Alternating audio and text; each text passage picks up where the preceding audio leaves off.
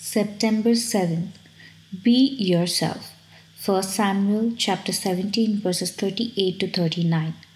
So Saul clothed David with his armor, and he put a bronze helmet on his head. He also clothed him with a coat of mail. And David fastened his sword to his armor, and he tried to walk, for he had not tested them. And David said to Saul, I cannot walk with these, for I have not tested them. So David took them off. Students at Morningside High School knew Mr. Sullivan as a strict English teacher who would kick them out of class for talking. But on August 6, 1997, the Los Angeles County District Attorney's Office kicked Mr. Sullivan out of class.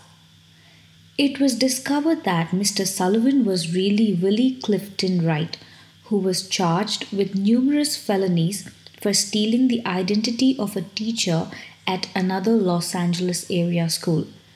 The imposter was uncovered when the real Robert Sullivan retired.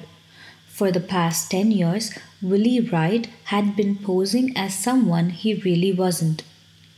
With the best of intentions, Saul also tried to turn David into someone he really wasn't. The young shepherd was clothed in a suit of Saul's armor and given the king's sword. But at this point in his life, this wasn't who David was. He wasn't a warrior, he was a shepherd. He wasn't accustomed to heavy armor and swords. His battles were fought with a slingshot and stones. Wisely, David refused to pretend to be someone he wasn't. In the Christian faith, there are many outstanding examples of men and women who lived their lives gloriously for God.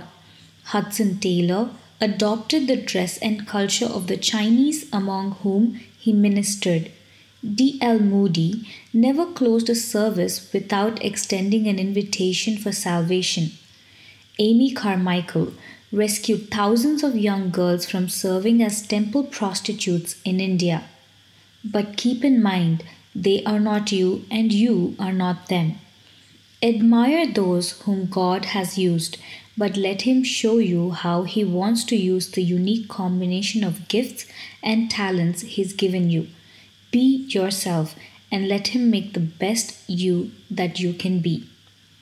The best person to be is yourself. Amen.